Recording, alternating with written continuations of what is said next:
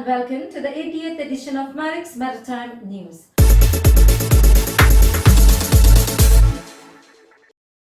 First Malay woman master takes command of EAGLESTAR'S LNG carrier. EAGLESTAR has proudly announced the appointment of its first Malaysian female master. Captain is Myra Sazia binti Saharuzzaman, who has successfully taken command of Siri Bizaksana, a 153,000 cbm LNG carrier. Captain Ismaira Sazia was among the first group of Malaysian women selected to pursue professional maritime training in Academy Lot Malaysia, Alum, when the academy first expanded its maritime education and training courses to include female cadets back in 2006. With her latest appointment, Captain Ismaira Sazia is now part of an exclusive global group of female seafarers who are currently making waves as captains helming merchant vessels of various types across the world. The headlines on Monday, the 23rd of August 2021. Maritime bodies rethink security plans amidst incidents in West Africa and the Middle East. Indian exporters worried about uncertain future of trade in Afghanistan. Can reforms on road transportation alleviate shipping crisis? Export report on dry bulk markets. Some of the world's largest shipping organizations are drafting a plan to establish new guidelines with the changing nature of piracy and other maritime security risks following recent incidents off the coast of West Africa and in the Middle East. The group includes the International Chamber of Shipping and BIMCO, whose members include vessel owners. The plan is to make it easier for ships to access risk so that they can decide whether to reroute, according to Jacob Larsen, BIMCO's head of maritime safety and security.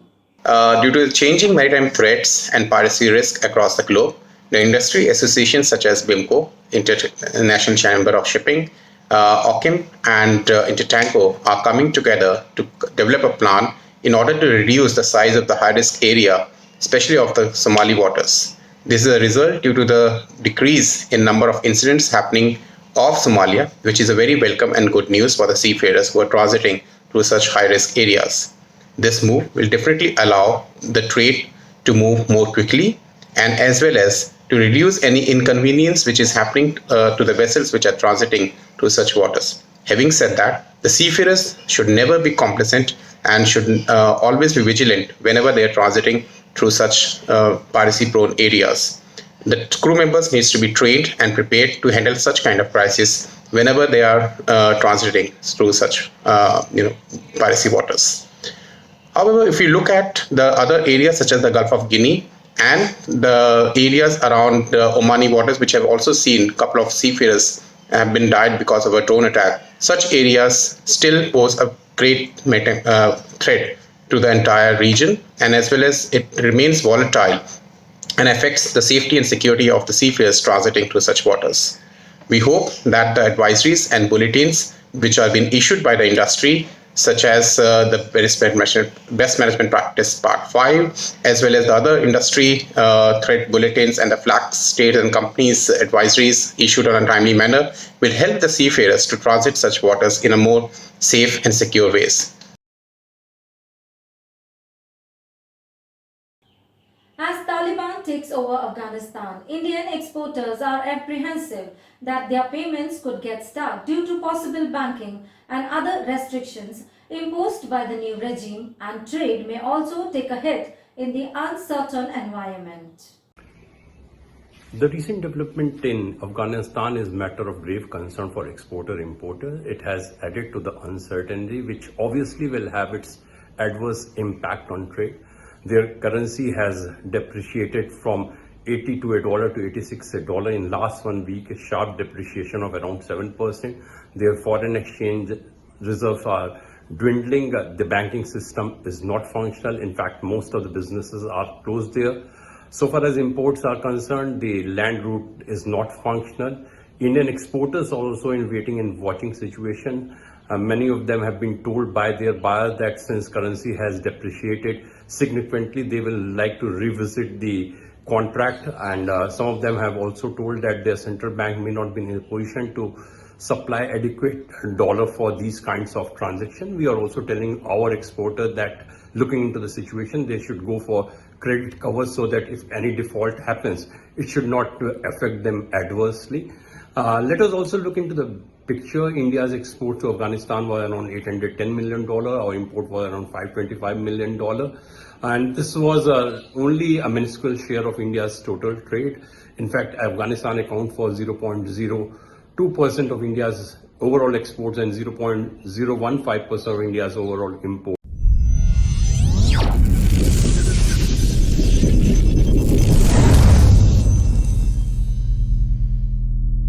Marine procurement is vast and involve multiple stakeholders. We at InShip, making it seamless for marine supplies and services. The enablers of Team InShip makes your procurement a simple exercise. For ship managers, it is ease of trade with InShip enablers. One of the enabler is InShip as in one-stop procurement of comprehensive offerings. InShip provides spare parts, supplies, provisions, services, repairs, surveys, inspections, and analytics. InShip makes business trading and technology work as one. We enable digital marine, provide access to procurement KPIs for better tracking, deploy big data analytics for predictive and actionable insights. Be part of InShip and leverage our tech enablers. InShip is a one-stop procurement of comprehensive offerings. InShip provides empowered procurement. InShip makes business trading and technology work as one. InShip enablers make your procurement your best buy yet. Welcome aboard and experience marine e-procurement. InShip Shape. InShip Shape service.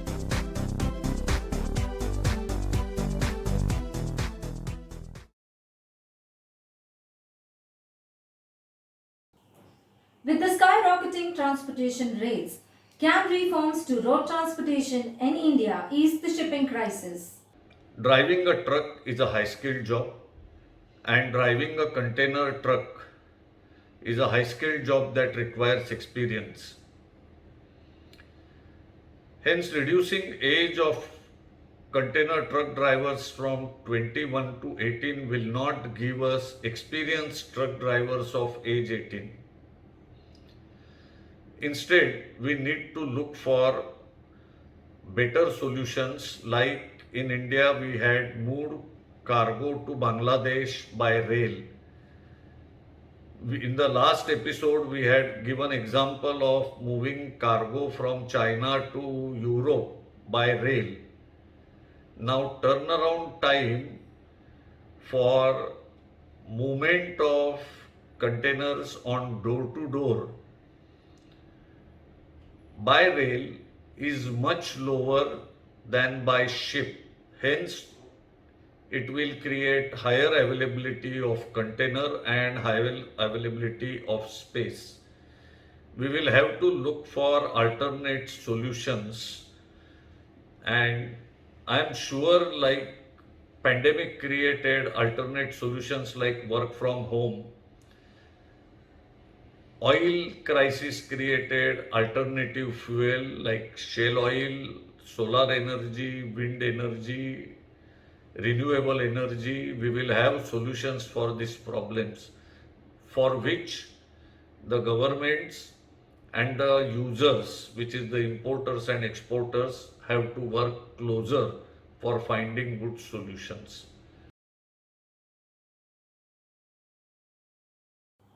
Now, our dry bulk market report direct from the expert. The dry bulk markets. Last Friday, stock markets around the world sold off sharply after the US Federal Reserve hinted that it may soon reduce its bond buying program. The US dollar rose against a basket of currencies while dollar-based commodity prices fell in line with the inverted seesaw relationship between dollar's value and the price of stuff. Fear can quickly infect all areas of markets and cause a domino effect of indiscriminate selling Just the threat of tapering and the gradual removal of stimulus has caused a predictable sell-off mining companies as iron ore and copper prices continued their descent. 62% Fe iron ore CFR China has fallen 27% from a mid-July 12-month peak of $220 a ton to $160 today. That's last Friday. Copper has fallen 17% from a 12-month high of 4.80 in May to below just $4, with steel and copper being integral to construction and infrastructure spending. How easy it is to rattle our fragile financial markets. However, shipping companies also got hammered, collateral damage in a broad market sell-off. Tankers are suffering from a slow recovery in oil demand, which is not expected to reach the end of 2019 pre-pandemic levels until the end of next year. Brent has fallen 14% from a 12-month high above $76 in mid-July to $66 a barrel, reflecting weak global growth. Oversupply amidst weak scrapping, as so many large crude tankers have made their way into subterfuge trades carrying Iranian and Venezuelan crude oil. In contrast, the container sector is more influenced by ongoing pandemic-related bottlenecks which caused terminals in Yantian to shut down in May and are now causing a similar partial lockdown in Ningbo.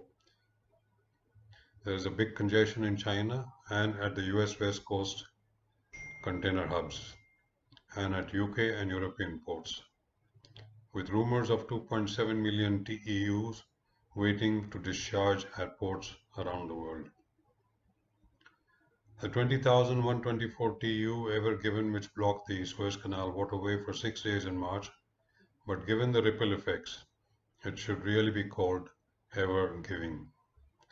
Labor disputes and trucker shortages have contributed to rise in the box market index. It has just recovered from a wobble earlier in the month and is now back to 10,289 points, just 2.4% shy of its all-time record high of 10,540 points recorded on 5th of August. The BDI closed on Friday at 4,092 points, up by 526 points from last week. A staggering week for the Cape market that saw astronomical rates across all routes. The BCI closed at 49,731, a colossal $13,805 from previous report. No one told Cape-sized bulk carriers to calm down and align with weaker financial and commodity markets. It seems to be dancing to its own tune, that being to supply and demand fundamentals rather than to the knee-jerk twitches of day traders and algorithms reacting to every little signal, shooting first and asking questions later. The Panamax market continued to climb again last week as it closed Friday at 34,063, up 2,114, which is 6.6% since last reported. Cargill fixed 81,233, built 2013 delivery NOR, 13 September for min-max 8-11 months redelivery worldwide at $27,000 a day. And Sale fixed a TBN for 75,010 coal, A Point to Isaac for 10-19 September at 30.70. Tremendously exciting week for the Supra market. Rates climbed furiously with strong indications coming out from all trade regions. The BSI closed at 36,036, up from last week's 34,078. In the Atlantic, a 58,400 built 2011 fixed delivery South America for trip to East Med, earning 39,400. The Warong 67,000 deadweight fixed delivery Jebel Ali for a trip to Bangladesh at $50,000 a day. Pacific Seagull 63,000 deadweight delivery Indonesia, redelivery West Coast India at $34,000 with a ballast bonus of $130,000. The Vishwa Ekta 57,000 deadweight was fixed with prompt delivery Haldia to East Coast India via South Africa at $34,000. Yet another strong week in the handy market, with Chinese ports causing delays and easing the pressure on tonnage in Asia. East Coast South America remains slow. The Baltic Handysize Index made gains, closing at 33,798, up by $1,107 from last week. The highlight of the week was the fixture of Densa Falcon 36,700, built 2013, delivery portside via East Mediterranean, redelivery Houston at $42,000 with bulk cement to Nordic. There was a positive increase in activity in the US Gulf area. On period, the Iron Lady 32,000 deadweight opened North Coast South America, fixed 2 years at $18,000 to Northern. In Asia, the Densa Sea Lion 36,700 fixed delivery Dahej via West Coast India to Australia with sulfur between $40,000 and $45,000 a day. Exact rate is not known. Handy-size bulk carriers continue to derive support from low net new supply and from certain break bulk cargoes migrating back from containers to bulk carriers. Smaller bulk carriers are sought after in their own right, but also to lift both full and empty containers. They can carry 2 stacks of containers on deck and say 5 to 7 stacks in the holds. The latter policy is not without problems, especially in hopper-hold ships, given the difficulty of securing the boxes and the possibility of a stack collapse in rough seas. It would be easier in box-shaped or semi-box-shaped ships, but the lack of cell guides still presents risks.